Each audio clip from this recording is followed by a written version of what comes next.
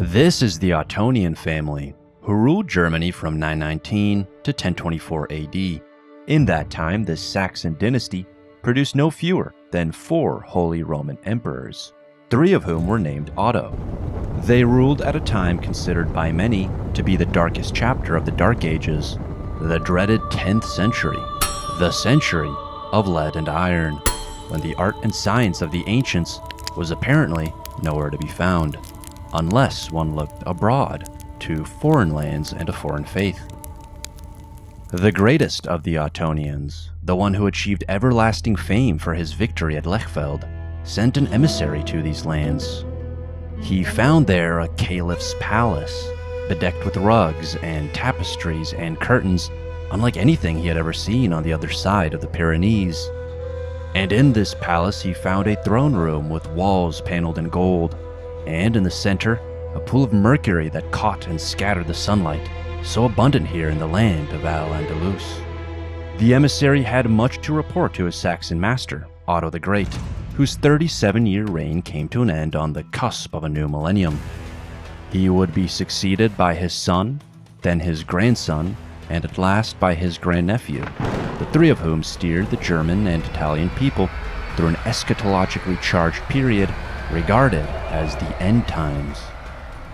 Though these itinerant emperors had nothing like a Cordoba, or Baghdad, or Constantinople to call their own, the gates of the vestigial city of Rome were usually open to them. And, when they were not, these emperors could always regain admission to the Eternal City by way of battering ram or siege tower. Under this family's rule, Europe would, in the next half-century, experience its first German pope, as well as the Germanosphere's first female poet, historian, and playwright, the Holy Roman Empire's first and only co-empress, as well as its first and only canonized emperor, the introduction of Indo-Arabic numerals, as well as the decimal system, all while the continent experienced demographic and economic growth, despite a decline in manuscript production. In short, that the long 10th century constituted a dark age. Then it was, in the words of one historian, the darkness of the womb. Otto II was born in 955 AD, the same auspicious year that his father won the Battle of Lechfeld. Because his 3 full-born brothers died before their time, he became Otto the Great's sole male heir, and was correspondingly crowned co-king in Aachen and co-emperor in Rome. During his minority, he ruled no lands directly, and mostly spent his days studying the arts of warfare and statecraft. It was only with the death of his father in 973 AD that this teenage emperor's reign truly began. The previous year, he had been wed to the Byzantine princess Theophanu, their marriage the fulfillment of a nuptial ambition dating all the way back to Charlemagne. In Otto the Great's time, 2 diplomatic expeditions set off to Constantinople with the express intention of bringing back a purple-born bride. The first ended in abject failure, despite the fact that the head of the party, Bishop Liutprand of Cremona, had journeyed to Constantinople once before. On that occasion, a pair of eunuch slaves carried him into a Solomonic throne room where gilded mechanical lions stood sentinel, their tails thumping the ground, their mouths wide open, and their tongues a-flicker as they let out leonine roars. This time, Liutprand, whose own tongue was as sharp as it was silver, came away less impressed, producing one of the greatest works of political invective in the 10th century. To Otto the Great, he wrote, quote, "On the 7th day before the Ides, the holy day of Pentecost itself, I was led before Nikephoros, in the residence called Stephona, in Latin the crowned palace. He is a quite monstrous man, dwarfish, with a fat head, and mole-like by virtue of the smallness of his eyes, deformed by a short beard that is wide and thick and graying, disgraced by a finger-like neck, with an extended belly and scrawny buttocks, very long hips measured against his short height, small legs, flat feet, dressed in an ornamental robe, but one old end, by reason of its age and daily use, stinking and faded, with Sasanian footgear on his feet, provocative in his speech, a fox in his slyness, a Ulysses in his perjury and mendacity. My lords, the august emperors always seemed handsome to me, but how much more handsome you seem after him. Always you seemed elegant, but how much more elegant after him. You always seemed full of virtue, but how much more virtuous after him. End quote. Wild card that he was, it is unknown whether Liutprand was part of the second diplomatic expedition, but with or without his involvement, it proved to be successful.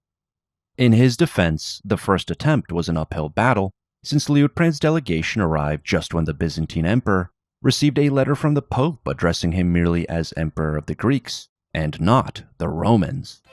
But that emperor, the monstrous and mole-like Nicephorus, had since been assassinated by his Greco-Armenian successor, who agreed to give the Ottonians the hand of Theophanu in marriage.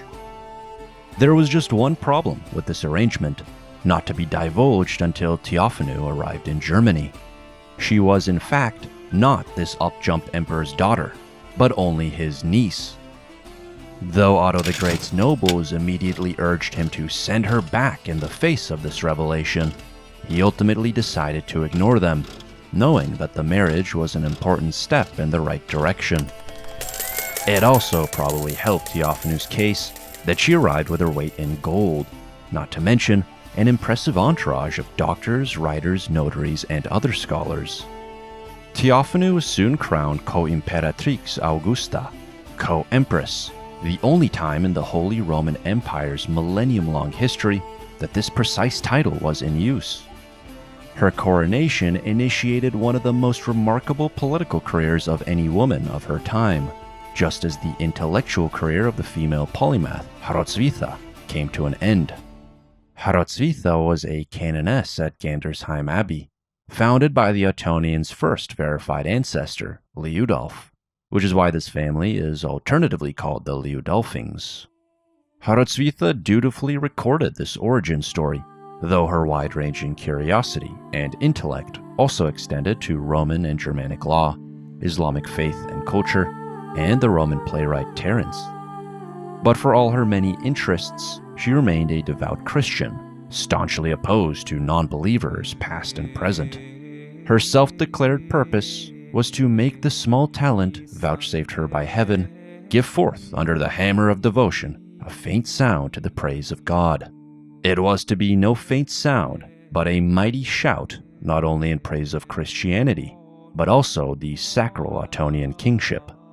Like Hroswitha, Theophanu played an exceptionally important role in advancing the cause of this family, and both figures are considered luminaries of the Ottonian Renaissance.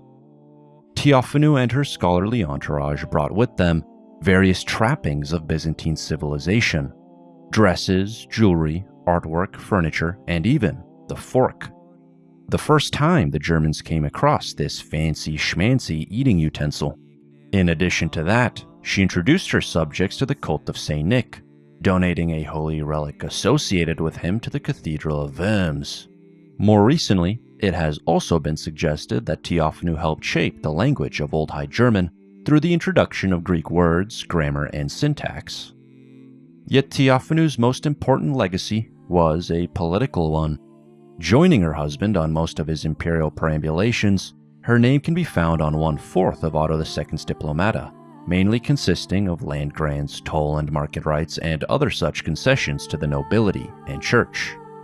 The Dowager Empress, Adelaide, had walked so that Theophanu could run.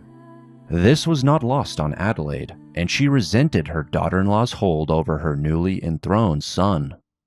Gradually, the imperial couple distanced themselves from her, and in 978, Adelaide was exiled to Burgundy, where she enjoyed the protection of her brother king while consorting with her son's enemies.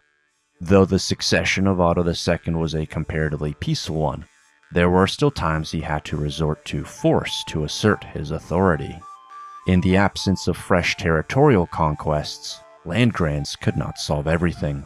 In the north, Harald Bluetooth, a king who united the Danes and Norwegians, decided to flout further tribute payments to the empire, rearing his head south of the Danevirke and attacking imperial forces.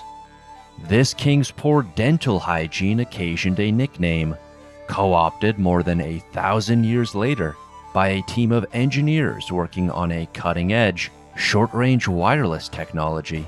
Today, many of us use this technology on a daily basis, whether we're watching YouTube, listening to music, or talking on the phone.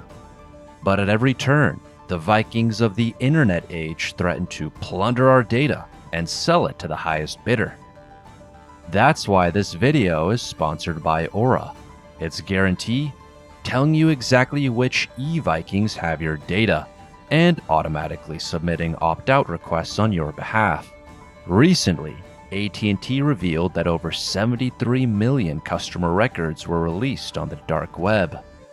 In the aftermath, they recommended that people use strong passwords, monitor account activity, and activate credit freezes or fraud alerts.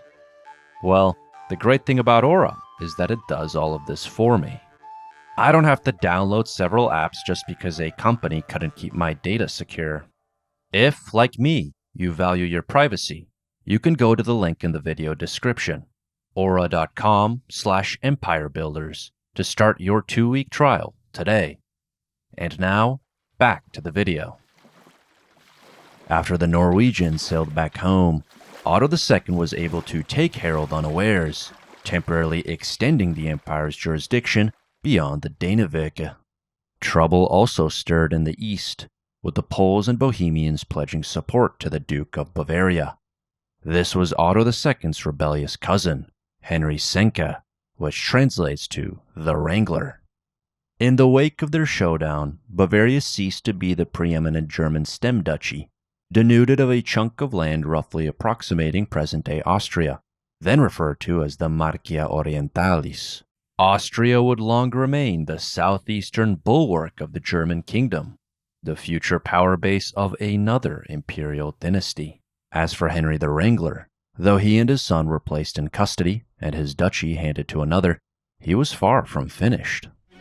With the rebellion stymied, Otto II and Theophanu traveled to the old imperial capital of Aachen, when suddenly, in the middle of their stay, an army from West Francia approached, forcing the imperial couple to flee the city. This was the latest, but no less climactic development in the Transalpine power struggle between the formerly conjoined eastern and western halves of Charlemagne's empire. In the aftermath, the victors turned the bronze eagle perched atop Aachen's palace east instead of west, so as to warn of further incursions into the Ottonian realm. Soon there would be cause to turn it back again. In this game of eagle, cat, and mouse, things could change quickly. That same year, Otto clawed his way to the very heart of West Francia, besieging Paris before he and his disease-ridden troops were chased back home by a relief army under the command of Hugh Capet, who succeeded in destroying the German rearguard. In 980, both sides agreed to a peace settlement, with Otto acknowledging the King of West Francia's son, Louis V, as heir to the Occidental throne. As it turned out, this was all for nothing. Louis V's reign would be cut short by his premature death, and he became known to history as Louis le Fainéant, the do-nothing king. Just as the Merovingians had made way for the Carolingians, the passing of the final royal descendant of Charlemagne cleared the path for Huey Capet. His descendants, eponymously known as the Capetians, ruled this kingdom for centuries to come, and, in the process, West Francia became known simply as France. With the situation in Germany stabilized, and with the birth of their son in 980, Otto II and Theophanu spent the remainder of the year focusing on what really matters: family. After crossing the Alps, Otto II reconciled with his mother, Adelaide, in the old Lombard capital of Pavia. He then traveled to the former Byzantine exarchate of Ravenna. There, he accepted the Iron Crown and celebrated Christmas with his family. In Rome, Otto II restored his pope of choice and celebrated Easter, joined by an even wider circle of friends and family, including his sister Matilda, the abbess of Quedlinburg, his nephew, Duke Otto of Swabia and Bavaria, his uncle, King Conrad of Burgundy, along with his Carolingian wife, and even his former adversary, Duke Hugh Capet. One wonders whether he and Otto had enough festive spirit in them to exchange war stories. By this point, Otto II was still just around 25 years old, a man and a ruler in his prime, consorting with the royals of Europe as he lorded over the factious Romans and Venetians.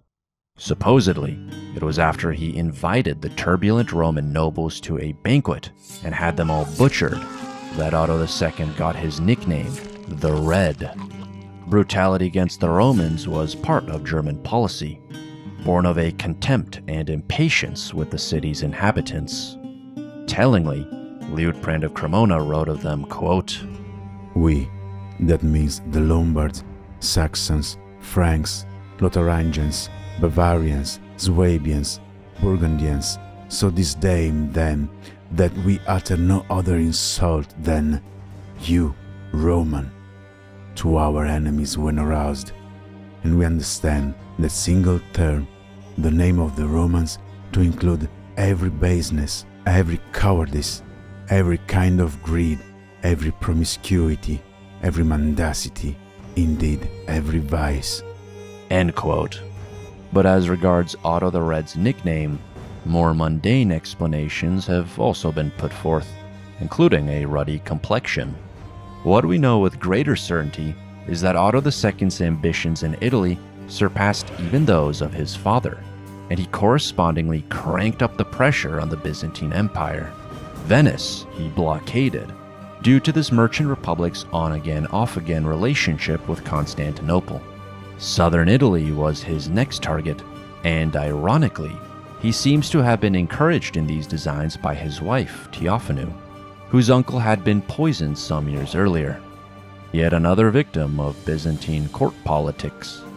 Otto II's southward march brought him into conflict not only with the Byzantine Empire, but also with the Emirate of Sicily, nominally under the control of the Fatimid Caliphate. After capturing Taranto and depositing his treasury and family in nearby Rossano, Otto II pursued a Fatimid army to Cape Colonna. The Emir of Sicily had declared jihad, or holy war, against the Holy Roman Empire, and with the route to Sicily blocked by an Ottonian fleet, he found himself with no choice but to fight. The Ottonian heavy cavalry force, of which so much is made, proved effective enough in this battle to pierce the Fatimid center, killing the emir in the process. With no line of retreat available to them, his soldiers fought on just long enough for their hidden light cavalry force to surround the Ottonian army and utterly reverse the course of the battle. In the aftermath, thousands lay dead, among them a score of German dukes, counts, bishops, and abbots. Miraculously, Otto II made it out alive, finding salvation aboard a Byzantine merchant vessel and somehow convincing or tricking its dumbfounded crew to ferry him to safety. Though he had suffered probably the worst military defeat of the entire Ottonian period, the emperor may have reversed his failure at Cape Colonna had he not died of malaria at the age of just 28. A victim of Rome's recurrent summer outbreaks, Otto II was interred in St. Peter's Basilica, giving him the distinction of being the only Holy Roman Emperor to be buried in the Eternal City. Shortly before his death, he had held an assembly in Verona, its purpose to elect his 3-year-old son, Otto III, as co-king and heir apparent. It was the first time a king of Germany had been elected on this side of the Alps, and afterwards, the toddler was sent to Aachen to fetch his crown. The timing was unfortunate. Just when he needed them most, Otto III's mother, Theophanu, and his grandmother, Adelaide, remained on Italian soil. When Otto III arrived in Aachen and was crowned king on Christmas Day 983, it marked the first time in German history that a child was sole ruler.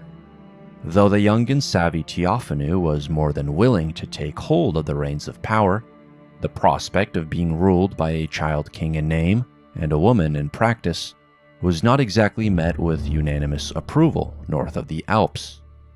This, combined with Theophanu's absence, gave Henry the Wrangler the opening necessary to escape captivity, kidnap his toddler cousin, claim the regency for himself, and win the dukes of Bohemia and Poland to his side. Yet Henry overstepped. Compared to the Bohemians and Poles, he had less success with his fellow Germans after he attempted to name himself king, the title of regent clearly not enough for him. Eventually, a deal was reached. Henry was restored as Duke of Bavaria, and Otto III was acknowledged as King of Germany, while his mother Theophanu quietly pulled the strings. She ruled for the next 5 years, ushering in a period of peace and stability. Yet through no fault of her own, it came at the cost of the Wendish territories east of the Elbe. On the heels of the disaster at Cape Colonna, the Great Slavic Uprising broke out in 983, a rare and bona fide grassroots revolt, the closest parallel being the 9th century Stalinga Uprising. Reviving the worship of their pagan war god, the Slavic Uprising undid decades of Ottonian progress, putting an end to Aussiedlung for the next 2 centuries.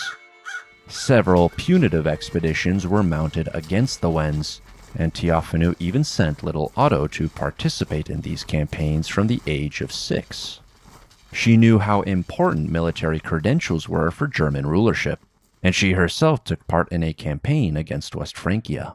Though the lands east of the Elbe were ultimately lost, her martial and diplomatic efforts ensured that the empire otherwise remained intact. Despite their previous support for Henry the Wrangler, Bohemia and Poland also remained in Germany's sphere of influence, with the Poles memorably presenting Otto III with the gift of a camel. Theophanu also established diplomatic contact with the Swedes and Rus, and all of these sovereign kings were referred to as friends of the empire. Issuing diplomata in her own name, she dated these documents from the year of her coronation in 972, and, on one occasion, she even adopted the masculine form of her name and title, signing off Theophanius Gratia Divina Imperator Augustus. The Holy Roman Empire was never to have an empress ruling in her own right, but alongside Maria Theresa, Theophanu probably came closest. In 991, Theophanu succumbed to an illness she had contracted sometime earlier. Since Otto III was only 11, his grandmother Adelaide stepped in, sharing power with the Archbishop of Mainz. Though publicly Adelaide had reconciled with Theophanu, she privately expressed her relief about being rid of that Greek woman. 3 years later, Otto III was granted full royal powers at the age of just 14, and, to her everlasting credit, Adelaide uncomplainingly retired to a nunnery. Though she did not assume the nun's habit herself, the rest of Adelaide's life was spent in service of the church, which one day canonized her as a patron saint of brides, empresses, exiles, and abuse victims. With the end of the Regency period, the German kingship assumed an even more solemn and sacral character. Whereas Otto I was known for drinking and feasting with his warriors, Otto III ate alone at an elevated table, a routine only interrupted when he went on pilgrimage. Half Saxon and half Greek, he was fluent in multiple languages and keenly interested in matters theological, historical, and cultural. Those who watched him grow up became convinced that their emperor-to-be was a child prodigy. They called him Mirabilia Mundi, wonder of the world. Throughout his life, his intellect was cultivated by a handful of tutors and advisors, most notably the Frenchman Gerbert de Rouillac, the Czech Adalbert of Prague, and the Saxon Bernward of Hildesheim. It has been said of Bernward by one historian that, quote, he was almost a summary of the culture of his age: painter, a calligrapher, a metalworker, a mosaicist, an administrator, and a saint. fashioning jeweled crosses and gold and silver candlesticks chased with animal and floral forms, and a chalice set with antique gems, one of which represented the three graces in their wonted nudity. The famous bronze doors which his artist made for his cathedral were the first historiated metal doors of the Middle Ages to be solidly cast instead of being composed of flat panels affixed to wood." End quote. The illuminated manuscripts, ivory crosses, and bejeweled crowns that were produced in this period all testify to an earnest, if sometimes gaudy, aesthetic sensibility. Building on the works of their Carolingian forebears, Ottonian artists and scholars ushered in the second of three medieval Renaissance movements. Though Otto III was to play a vital role in this movement, politics also demanded his attention. Much like his childhood, the first year of his majority was spent campaigning along the Elbe. Yet only the following year, in 996, he decided to cross the Alps, his main goal to claim the imperial title. Before that, he stopped at Verona, where he won the Venetian Orseolo family to his side and stood as sponsor at the confirmation of a future doge, Otto Orseolo, who was named in his honor. He then stopped at Pavia to assume the Iron Crown and celebrate Easter, when news of the Pope's death reached him. It was there that Otto decided on a bold course of action. He dispatched to Rome his 23-year-old cousin, Bruno, who was then serving as his court chaplain. After Bruno arrived, he presented the Curia with instructions to elect him as Pope. By May of that year, Bruno was consecrated as Gregory V, the first German Pope. The new successor of St. Peter conferred the imperial dignity on Otto III, and the first joint act of this Pope and Emperor was to banish their native Roman rivals. Among these was an aristocrat named Crescentius the Younger, who had taken advantage of the Regency period to declare himself consul and patrician of Rome, de facto ruler of the city. Due to his lingering prominence, Otto extended him the courtesy of being able to live out the rest of his days within the city limits. After he was satisfied with affairs in Italy, the emperor returned to Germany the following year, spending some time in Aachen before launching a fresh campaign against the Wends. But during Otto's absence, his cousin Pope was chased out of the city, and with the support of the Byzantine emperor, an antipope was installed by Crescentius the Younger. Between the malarial marshland and ancient walls which enveloped it, and the competing interests of the papal curia, the old clans, and the Byzantines which consumed it, the city of Rome was hard to hold down, even if its population of 50,000 had once been 20 times that. Leaving his aunt Matilda in charge as matriarch in Germany, Otto III made haste across the Alps. After regaining control of Rome, Gregory V resumed his papacy, and it was back to business as usual. But this time, Otto was not nearly so merciful to his enemies. The antipope named in his absence was chased down, his eyes, ears, nose, and tongue plucked out, his fingers broken one by one. After he was paraded through Rome on a donkey, back asswards, this Calabrian Icarus was exiled to a German monastery. Crescentius the Younger was shown even less mercy. After his decapitation, he was hung from a gibbet by his feet alongside 12 of his compatriots.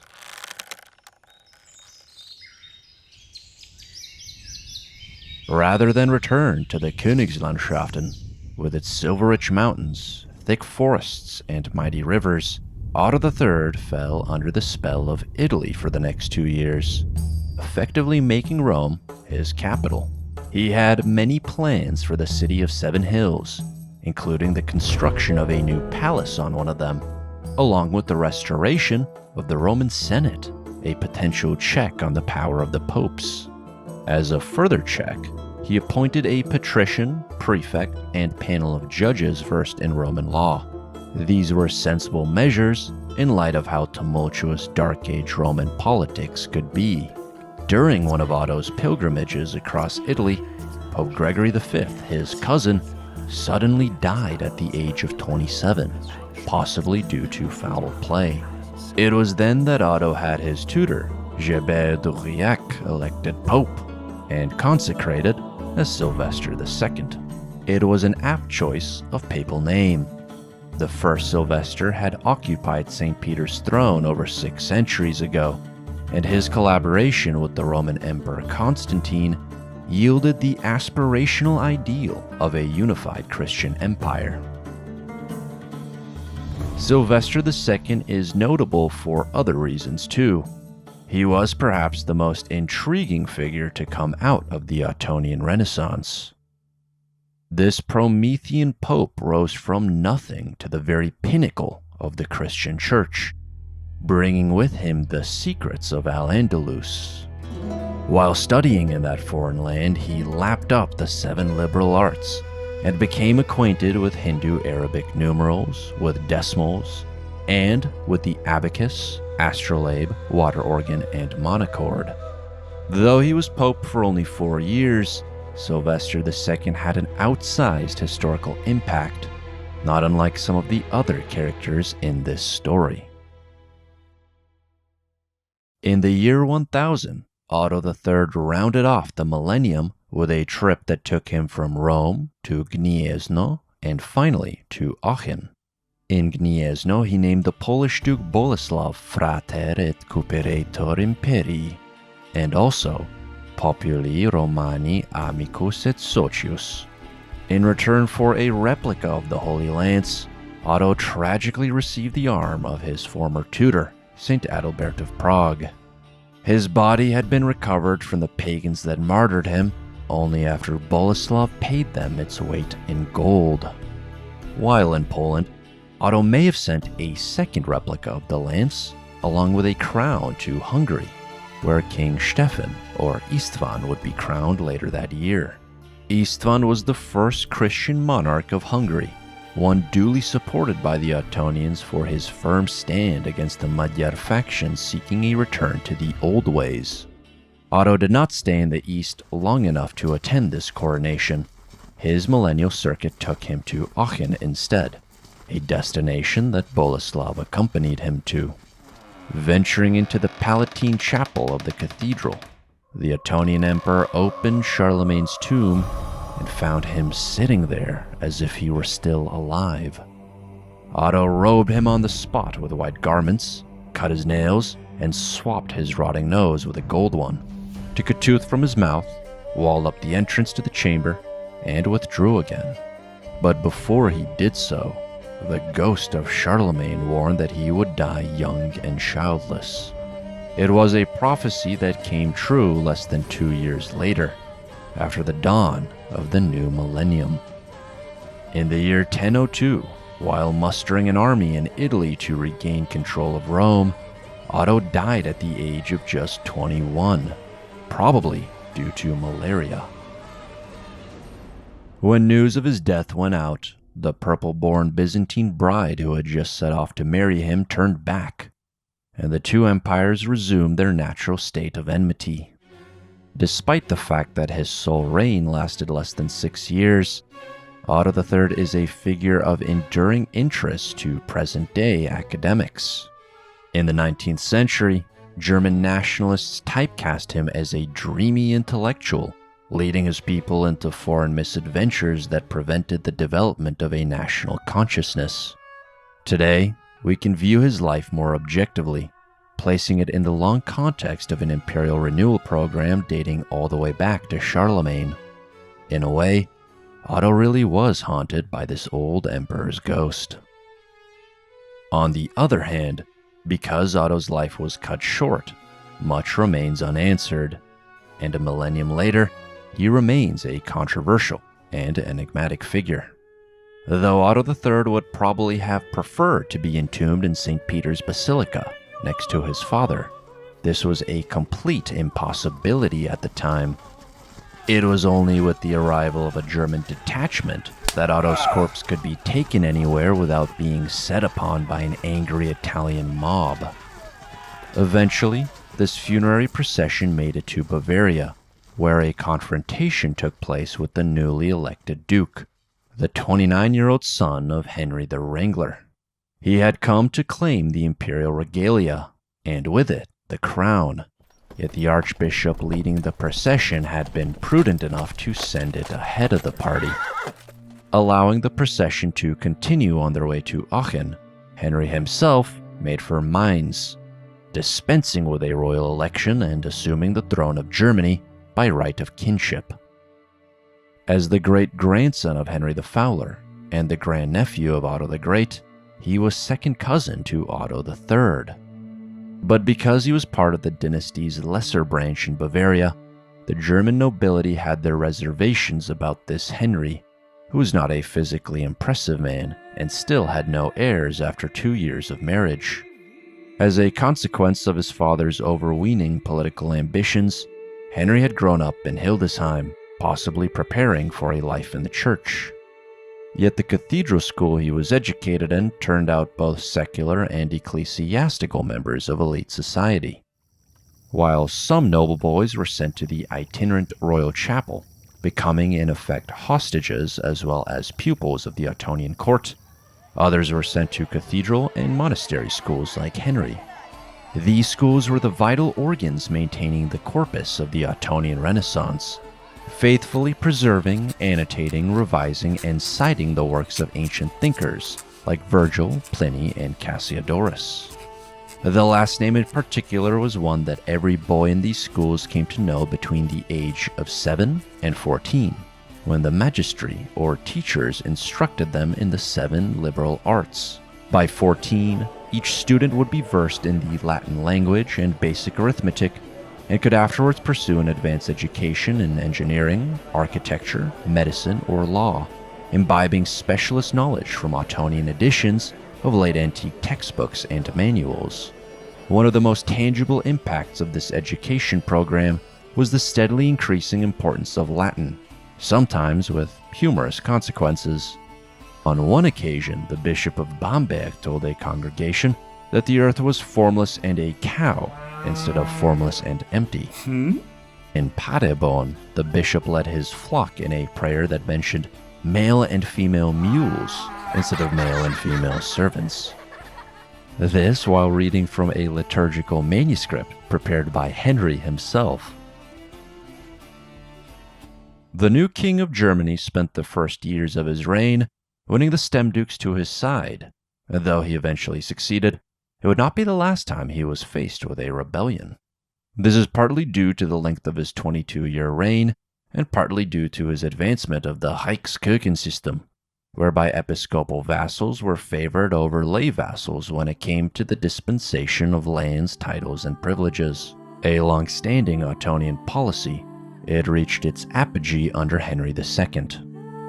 The policy took advantage of the fact that, despite widespread ecclesiastical concubinage, bishops and archbishops could not pass their possessions to any legitimate male heirs.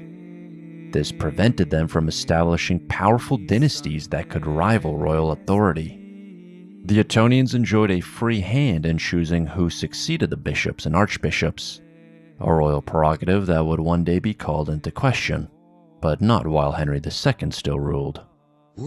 He was free to exercise this prerogative to the very hilt, installing some 42 bishops in total. Thus established in his position, Henry II crossed the Alps early in his reign, rejoining Germany to Italy and unseating the upstart Burgundian nobleman who thought to take advantage of Otto III's death to crown himself. Unlike his predecessors, Henry II wore 2 crowns, one for Germany and one for Italy. The 3rd crown he assumed a few years later. In what was by then a tried and true formula, he restored a deposed pope to the throne of St. Peter, and in exchange he was vouchsafed the throne of Charlemagne. A defining facet of Henry II's reign was his protracted struggle with the Poles, who were led by the same ruler Otto III had been so chummy with. Known to history as Boleslav the Brave, in the last year of his life, he became the first king of the Piast dynasty. Boleslav's war with Henry II ultimately determined the destiny of Bohemia, which was to become an imperial fief and the future power base of yet another imperial dynasty. During the conflict, Henry had been joined by the Bohemians and by the Wendish Lutici tribe. Because the Ottonian Christianization program had lapsed, the Luteci would remain pagan. But compared to the previous century, the northeastern frontier looked very different. This was now a region of forts and churches, with minted coins and bleeding-edge military technology, including the famous Ulfbert swords. These steel blades preceded the knightly sword of the High Middle Ages, and the name Ulfbert was a contemporary one, a kind of trade name etched into swords produced by Carolingian and Ottonian arms manufacturers. Despite that, most of the Ulfberts we have in our possession today were found east of the empire, and these are typically of poorer craftsmanship. Add to that the various imperial bans on weapons exports, and we can begin to suspect a medieval case of trademark infringement, whereby subpar blades were passed off as Ulfberts. Unlike the Carolingians, the Ottonians produced no capitularies to take action against these shady arms dealers. The many assemblies of this period testify to an administration that was largely oral in nature. Yet when it came to charters detailing who got what land and which privileges, the Ottonians were prolific, even more so than their predecessors. These were the main diplomata of the period, perpended with flowery rhetoric, written in Carolingian minuscule and stamped with either a German or Italian royal seal. Under the last two Ottonians, these seals were metal, like those of the popes. In the twilight years of Henry II's reign, when he was happily ensconced in Germany, the Pope led a delegation across the Alps to Bamberg. The delegation's goal was to convince the emperor to address the resurgent Byzantine threat in the south. And it was on this occasion that Henry received a brilliantly embroidered star mantle, which, by some miracle, survives to this day. Henry II's subsequent offensive in southern Italy bore little fruit. He was unable to force a pitched battle, and his army was harried by disease. Though he was no great warrior, this final Ottonian emperor became known far and wide for his sincere and lasting piety. In life, Henry II was an oblate of the Benedictine order, and he may have taken a vow of celibacy alongside his wife, a good example to the bishops and archbishops with concubines. Out of all the Holy Roman emperors, Henry probably came closest to the ideal of priest-king. Little wonder then that in death he was canonized Saint Henry the Exuberant, the only German monarch to summit such divine heights. Since Henry died childless, the German crown would pass to Conrad the Elder, with the Ottonians giving way to the Salians. Though we know these two families by different names, they shared a common ancestor in Otto the Great. And as the 11th century gave way to the 12th, the Salians preserved and augmented the legacy of their Ottonian predecessors, producing 4 emperors in their own right. This brings us to the question: what kind of legacy did the Ottonians leave behind? There are, I think, 3 answers. First and foremost, to an even greater extent than the Carolingians, the descendants of Otto the Great endowed the German kingship with an unmistakably sacral quality. This was a legacy achieved through their alliance with the Church, their unfinished Christianization program along the Elbe, and through the accumulation and exhibition of religious symbols and ceremonies. All these factors lent themselves to the idea that the Ottonian kings were not merely pious, but divine. Hence the imperial regalia and the 12 bishops who flanked the king, apostle-like during public ceremonies. The second legacy the Ottonians left behind was their fixation on the Roman Empire, not only through the unfulfilled ambitions of Otto III, but also through their protracted entanglement with the Eternal City itself, along with their imitation of Roman titles and customs. To explain the root cause of this fixation, Peter H. Wilson, the author of the magisterial book, Heart of Europe, A History of the Holy Roman Empire, says, quote, "The Roman Empire had to continue, since the appearance of a 5th monarchy would invalidate Daniel's prophecy and contradict God's plan. The belief that the Roman Empire was the last monarchy included the idea of it as catechon, or restrainer, keeping the divine schedule on track and preventing the premature destruction of the world by the Antichrist. Byzantine readings of the Book of Revelation produced the idea of the last world emperor, who would unite all Christians, defeat Christ's enemies, travel to Jerusalem, and submit earthly power to God. Having already spread to Western Europe, this idea readily lent itself to eulogizing Charlemagne, who, by the 970s, many believed was merely resting in Jerusalem, where he had allegedly gone as a pilgrim at the end of his reign. Capet also articulated similar ideas in his Book of the Antichrist, written around 950 at the request of Gerberga, Otto I's sister. Otto III and Henry II both had ceremonial cloaks embroidered with cosmic symbols, and may have considered themselves emperors at the end of time. End quote. Nor was this a purely intellectual exercise in empire building. The third and final Ottonian legacy was a genuinely imperial one. In lands untouched by Roman roads and aqueducts, the Holy Roman Emperors built forts, cathedrals, and abbeys, and their levies pushed further northeast than the legions ever had. The Ottonians played a starring role not only in the national history of Germany, but also Italy, Hungary, Poland, and the Czech Republic. Part of the reason these national identities formed in the first place was in opposition to the empire, even as all these different peoples were brought into the European fold through their adoption of Christianity, along with Ottonian military and administrative practices. In both a literal and a metaphorical sense, then, this family laid the foundations for a Holy Roman Empire that was now elective and German, rather than Frankish. Amid this dark age, one can discern the glow of a saintly emperor's star mantle and a scholarly pope's astrolabe.